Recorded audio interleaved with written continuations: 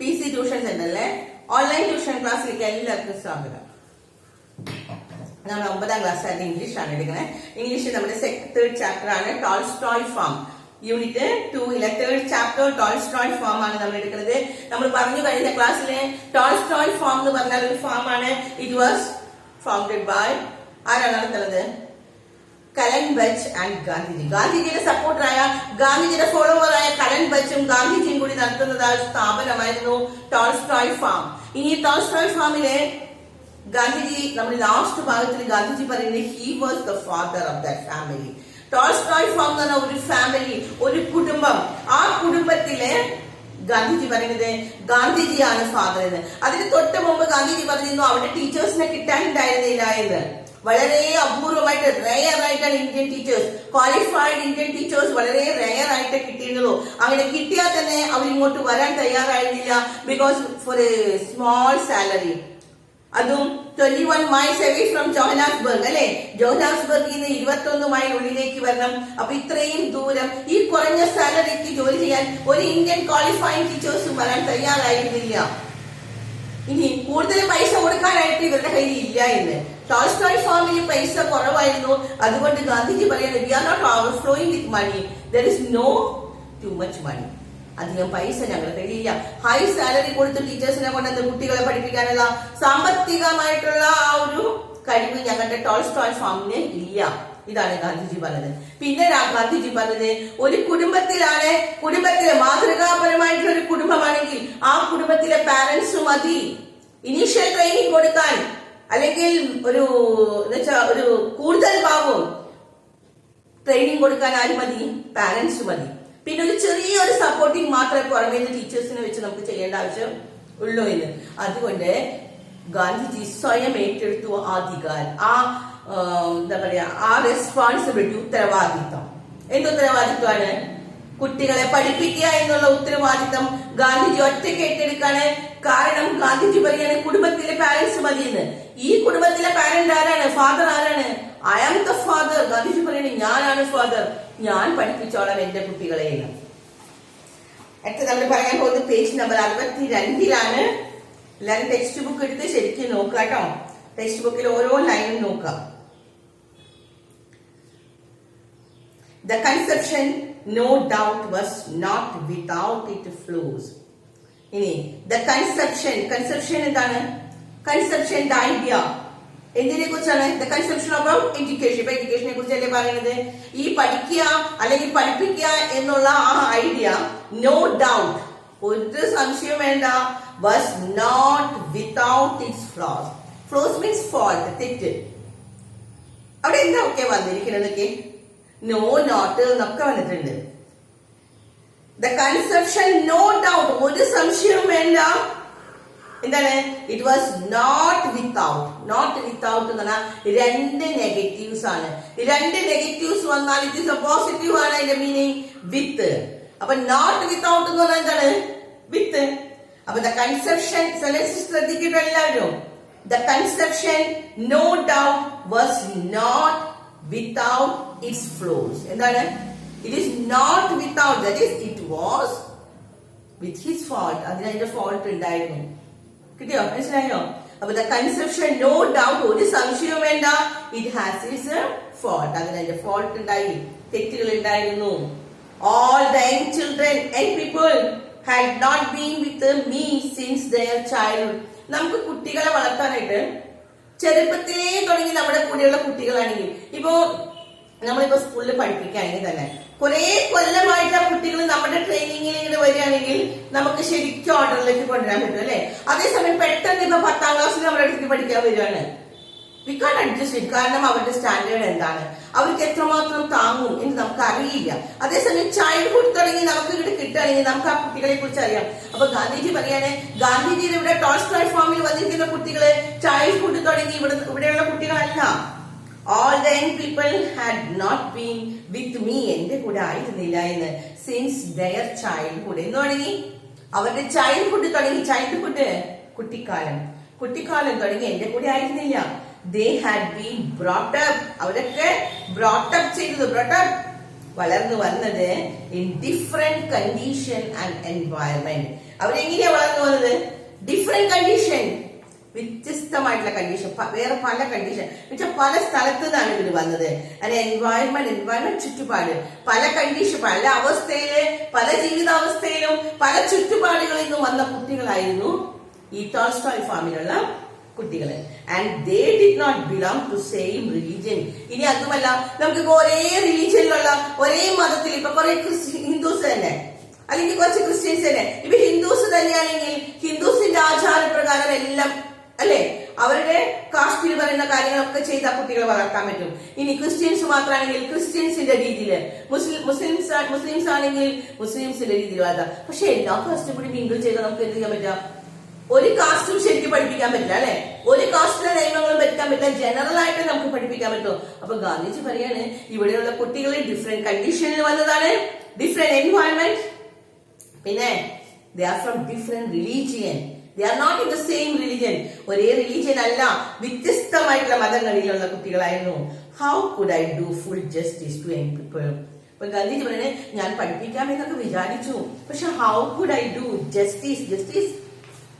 Justice നീതി, full justice, പൂർണ്ണമായിട്ടും എനിക്ക് അവരോട് ഫുള്ളായിട്ട് എനിക്ക് അവരോട് നീതി ഞാൻ ചെയ്തു, നീതിപൂർവ്വം അവരെ പഠിപ്പിച്ചെന്ന് എനിക്ക് പറയാൻ പറ്റില്ല എന്ന്.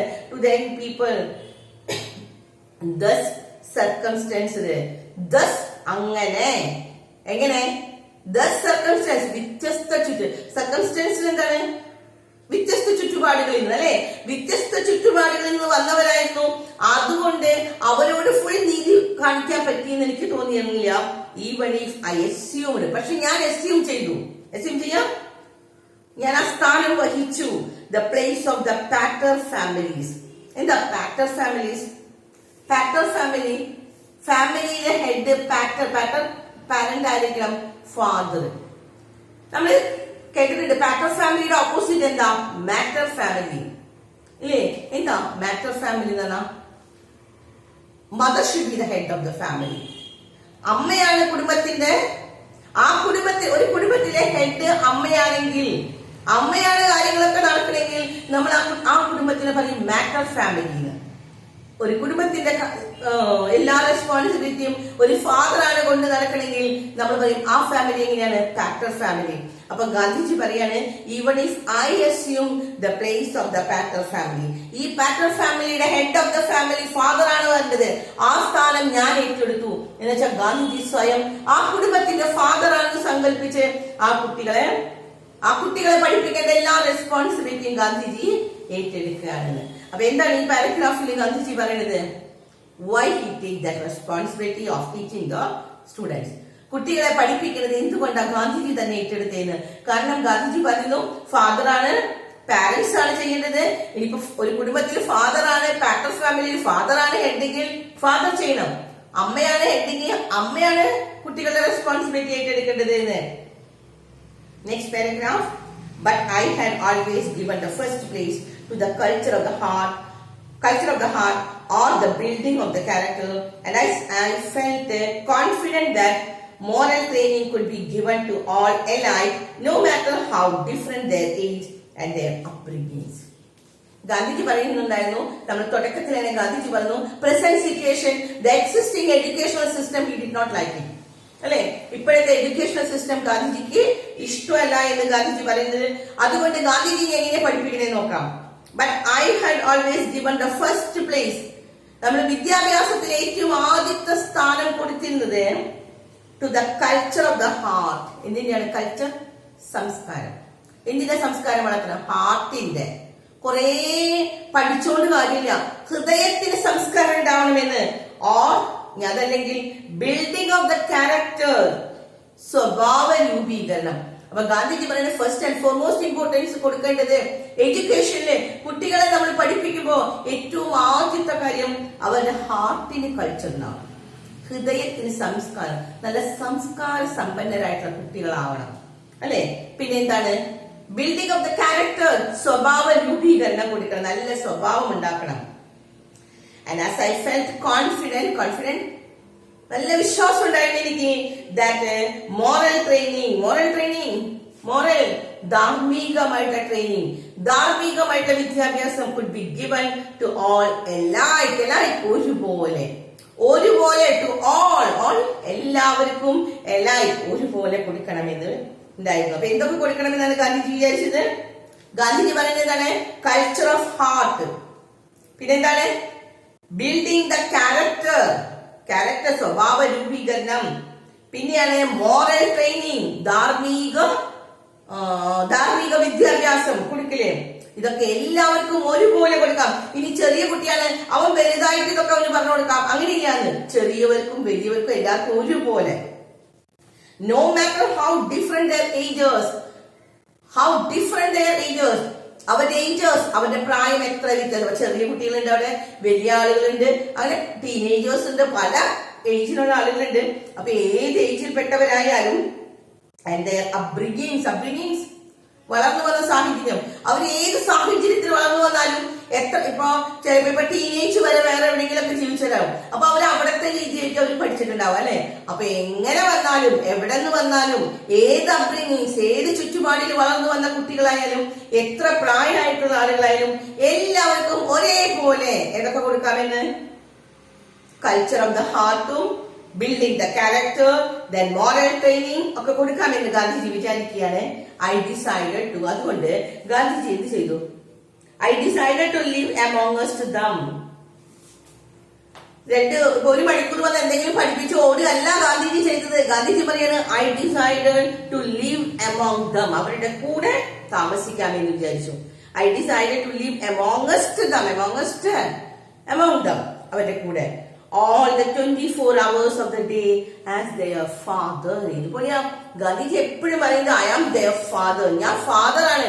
എന്റെ ടോൾസ്റ്റോയ് ഫാം എന്ന് പറയുന്ന കുടുംബത്തിന്റെ, ആ ഫാമിലിയുടെ ഫാദർ ഞാനാണ്. അതുകൊണ്ട് ആ ഫാമിലിയിലെ ആളുകളെ ഞാൻ എന്ത് ചെയ്യാമെന്ന്, ഞാൻ അവരുടെ കൂടെ 24 hours, ഒരു ദിവസത്തിൽ എത്ര മണിക്കൂറുണ്ട്? 24 മണിക്കൂർ. ഈ 24 മണിക്കൂർ ഞാൻ അവരുടെ കൂടെ തന്നെ നിൽക്കാമെന്ന് വിചാരിച്ചു. എന്ന് വെച്ചാൽ എന്താ? അവിടെ തന്നെ താമസിച്ച് അവരുടെ കൂടെ തന്നെ നിന്ന് അവരെ പഠിപ്പിക്കാൻ തീരുമാനിക്കുകയാണ്. ഗാന്ധിജി പറഞ്ഞ പരിഗണിക്കുക. ഞാൻ എന്താ പരിഗണിച്ചത്? Character building. ഏറ്റവും ഇമ്പോർട്ടൻസ് ഏതിനാ കൊടുക്കുന്നത്? ക്യാരക്ടർ ബിൽഡിംഗ്, സ്വഭാവ രൂപീകരണം as the proper foundation for the education. അവരുടെ എഡ്യൂക്കേഷന്റെ പ്രോപ്പർ ശരിയായിട്ടുള്ള ഫൗണ്ടേഷൻ, ബേസ്, അടിസ്ഥാനം എന്തായിരിക്കണം? വിദ്യാഭ്യാസത്തിന്റെ ഏറ്റവും അടിസ്ഥാനം കൊടുക്കേണ്ടത് ക്യാരക്ടർ ഫോമിംഗ് ആണ്, ക്യാരക്ടർ ബിൽഡിംഗ് ആണ്, സ്വഭാവ രൂപീകരണത്തിനാണ് ഗാന്ധിജി കുറെ തിയറി പഠിപ്പിച്ച് കുറെ കാര്യങ്ങള്, കുറെ സബ്ജക്ട്സ് അല്ല ഗാന്ധിജി പഠിപ്പിക്കുന്നത്, ക്യാരക്ടർ ഫോമിംഗ് ആണ്. And if the foundation was firmly laid. അപ്പൊ ഗാന്ധിജി പറയുന്നത് നമ്മൾ ഏതൊരു കെട്ടിടം പണിയാണെങ്കിലും ആദ്യം നമ്മൾ ഫൗണ്ടേഷൻ, ബേസ് പണിയും അല്ലെ. ആ ബേസ് സ്ട്രോങ് ആയാൽ മുകളിൽ നമുക്ക് എത്ര വേണമെങ്കിലും പണിയാൻ പറ്റും. അപ്പൊ അതുകൊണ്ട് ഗാന്ധിജി പറയണേ, ഗാന്ധിജി ബേസ് ആയിട്ട് കൊടുത്തത് എന്തായിരുന്നു? ക്യാരക്ടർ ബിൽഡിംഗ്, സ്വഭാവ രൂപീകരണം. അത് കഴിഞ്ഞിട്ട് പിന്നെ എന്ത് വേണമെങ്കിലും അവരെ പഠിപ്പിക്കാമെന്ന്. അപ്പൊ ബേസ്, അടിസ്ഥാനം സ്ട്രോങ് ആവണമെന്നും. And if the foundation was firmly laid, firm, നല്ല ഉറപ്പിച്ചാൽ, നല്ല ശക്തിയായിട്ട്, നല്ല ഉറപ്പോടുകൂടി അടിത്തറ നമ്മള് പണിതാൽ, ഐ വാസ് ഷുവർ, എനിക്ക് ഉറപ്പായിരുന്നു, that the children could learn, കുട്ടികൾക്ക് എന്ത് പഠിക്കാൻ പറ്റും? all the other things, ബാക്കിയുള്ള എല്ലാ കാര്യങ്ങളും themselves, തന്നെത്താൻ അവർ പഠിച്ചോളും. or with the assistance of the friends, അല്ലെങ്കിൽ ആർക്കാണ്? with the assistance of സഹായം. ആരുടെ സഹായം? ഫ്രണ്ട്സിന്റെ സഹായത്തോടു കൂടി, അല്ലെങ്കിൽ തന്നെത്താൻ അവർ പഠിച്ചോളും. ബേസ് ഇട്ട് കൊടുത്താൽ മതി. ഏത് കുട്ടികൾക്കായാലും നമ്മള് ആദ്യം കുറെ തിയറികളൊന്നും പഠിപ്പിക്കണ്ടായിന്ന്. ബേസ്, എന്താ ബേസ് കൊടുക്കേണ്ടത്? അടിത്തറ നല്ല സ്ട്രോങ്, അവരുടെ ക്യാരക്ടർ ഫോമിങ് അല്ലെ, സ്വഭാവ രൂപീകരണം. നല്ലൊരു സ്വഭാവത്തിനൊടുമയായിട്ട് ഒരു കുട്ടി എന്ത് നമ്മൾ പറഞ്ഞു കൊടുത്താലും പിന്നെ അത് പഠിച്ചോളും എന്ന്. അവർക്ക് ഒന്നിലേക്ക് അവരുടെ ഫ്രണ്ട്സിന്റെ സഹായത്തോടുകൂടി, അല്ലെങ്കിൽ അവർ തന്നെത്താൻ അത് പഠിച്ചെടുത്തോളുമെന്ന്. ബട്ട് നെക്സ്റ്റ് പാരഗ്രാഫ് നോക്കാം. But as I fully appreciate the necessity of a literary training in education, I started some classes with the help of Mr. Kellenberg and Surgeon Prachi Desai. അവിടെ എന്താണ് വായിക്കാൻ നോക്കാം. But as I fully appreciate, ഫുള്ളായിട്ട് മുഴുവനായിട്ട് ഞാൻ appreciating വിലമതിക്കുക. The necessity of the literary training in addition. ഇത് മാത്രം പഠിപ്പിച്ചിരുന്നാൽ പോലെ കുട്ടികൾക്ക് ലിറ്റററി ട്രെയിനിങ്, പക്ഷെ ആദ്യം തന്നെ ലിറ്റററി ട്രെയിനിങ് കൊടുക്കണ്ട എന്നാണ് പറഞ്ഞിട്ടുള്ളൂ കേട്ടോ. സ്വഭാവ രൂപീകരണം, അവരുടെ കൾച്ചർ ഓഫ് ദിയർ ഹാർട്ട്, ഇതൊക്കെ കഴിഞ്ഞു കഴിഞ്ഞാൽ അവർക്ക് ലിറ്റററി ട്രെയിനിങ് കൊടുക്കണം. വേണ്ടേ? സാഹിത്യത്തില് കുറച്ച് അറിവ് കൊടുക്കണം. But as I fully appreciate necessity, Gandhiji പറയുന്നത് ഞാൻ പരിഗണിക്കുന്നുണ്ട്, ഞാൻ വിലമതിക്കുന്നുണ്ട്. എന്ത് അത്യാവശ്യമുണ്ട്? സാഹിത്യം, ലാംഗ്വേജ് അവരെ പഠിപ്പിക്കണം. ലിറ്റററി ട്രെയിനിങ് ഇൻ അഡീഷൻ, ഇതിന്റെ കൂടെ ഈ പറഞ്ഞതിന്റെ ഒക്കെ കൂടെ എന്തുകൂടി വേണം? ലിറ്റററി ട്രെയിനിങ് കൂടി വേണം. നിങ്ങൾ ഒന്നും പഠിക്കേണ്ടതല്ല ഗാന്ധിജി പറഞ്ഞത് കേട്ടോ. ബേസ്, അടിത്തറ സ്വഭാവ രൂപീകരണമാണ്. അത് കഴിഞ്ഞതിന് ശേഷം ലിറ്റററി ട്രെയിനിങ് വേണം. I started some classes. അതുകൊണ്ട് ഗാന്ധിജി കുറച്ച് ക്ലാസ്സുകൾ തുടങ്ങി. അപ്പൊ സ്വഭാവ രൂപീകരണം ഒക്കെ കഴിഞ്ഞു. കൾച്ചർ ഓഫ് ദ ഹാർട്ട്, അവരുടെ ഹൃദയത്തിന് സംസ്കാരിച്ച നല്ല സംസ്കാര സമ്പന്നരുള്ള കുട്ടികളെ, സംസ്കാര സമ്പന്നരായിട്ടുള്ള കുട്ടികളാക്കി അവരെ വളർത്തി. അത് കഴിഞ്ഞ ശേഷം ഗാന്ധിജി പറഞ്ഞു അത് മാത്രം പോരാ, കുറച്ച് എഡ്യൂക്കേഷൻ അവർക്ക് കൊടുക്കണം, ലിറ്റററി എഡ്യൂക്കേഷൻ കൊടുക്കണം എന്ന് വിചാരിച്ച് ടീച്ചേഴ്സിനെ വെക്കുകയാണ്. ആരാ ടീച്ചേഴ്സ്? പുറമേ നാലും കൊണ്ടൊന്നുമില്ല, അവിടെയുള്ളവര് തന്നെ. എന്താണ്? The classes with the help of mister Kallenbach. ഒന്നാമത് ആരാണ് സഹായിച്ചത്? മിസ്റ്റർ കലൻബെച്ച് സഹായിച്ചു. പിന്നെ അടുത്തത് SJT. SJT എന്ന് പറഞ്ഞാൽ നമ്മൾ സാധാരണ ഇപ്പൊ മിസ്റ്റർ എന്നൊക്കെ പറയില്ലേ, അല്ലെങ്കിൽ മലയാളത്തിൽ നമ്മൾ ശ്രീമാൻ പറയില്ലേ, അതുപോലെയാണ്. അത് നമ്മുടെ ഇവിടെ എന്താണ്? ശ്രീയൂട്ട് എന്നാണ് വായിക്കാറ്, പ്രൊനൗൺസ് ചെയ്യുന്നത് ശ്രീയൂട്ട്. SJT എന്ന് പറഞ്ഞാൽ ശ്രീജൂട്ട്. ജൂട്ടിന് പകരം യാണ് ശബ്ദിക്കുക. അപ്പൊ നമ്മള് ശ്രീയൂട്ട് പ്രാചി ദേശായി, അതല്ലെങ്കിൽ സർജൻ അല്ലെങ്കിൽ മിസ്റ്റർ, ഇത്രയേ ഉള്ളൂ. മിസ്റ്റർ പ്രാചി ദേശായി. അപ്പൊ രണ്ടുപേരാണ് ടീച്ചേഴ്സ്. ആരൊക്കെയാണ് അവിടുത്തെ ടീച്ചേഴ്സ് കുട്ടികളെ പഠിപ്പിച്ചത്? ബേസിക് ആയിട്ടുള്ള കാര്യങ്ങളൊക്കെ ഗാന്ധിജി പഠിപ്പിച്ചു. ഇനി ലിറ്റററി ആയിട്ട് മിസ്റ്റർ കലൻബെച്ചും മിസ്റ്റർ പ്രാചി ദേശായും. Nor did I underrate the building up of the body. Nor did I underrate ചെയ്യാം, underestimate ചെയ്യാം. underrate നിസ്സാരമായിട്ട് കാണാം, മോശമായിട്ട് വളരെ നിസ്സാരമായിട്ട് കണ്ടില്ല.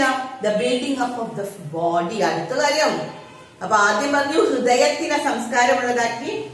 പിന്നെ അവർക്ക് എന്താണ്? ക്യാരക്ടർ ബിൽഡിംഗ്, അല്ലെ? സ്വഭാവ രൂപീകരണം. പിന്നെയാണ് അവർക്ക് സാഹിത്യം. പിന്നെയാണ് അവർക്ക് ലിറ്ററലി ട്രെയിനിങ് കൊടുത്തത്. അത് മിസ്റ്റർ കലൻബെച്ചും മിസ്റ്റർ പ്രാചി ദേശായി, അല്ലെ? ഇനി അടുത്തത് കൊടുക്കാണ് അവരുടെ ബോഡി ബിൽഡിംഗ്. ശരീരം കൂടി നോക്കണം, അല്ലെ ആളുകളെ? അതും കൂടി നോക്കാണ്. Body, the building up of the body. And these they got it in the course of their daily routine. അത് അവരുടെ ഡെയിലി റൂട്ടൈനിൽ അവർക്ക് കിട്ടുമെന്ന്.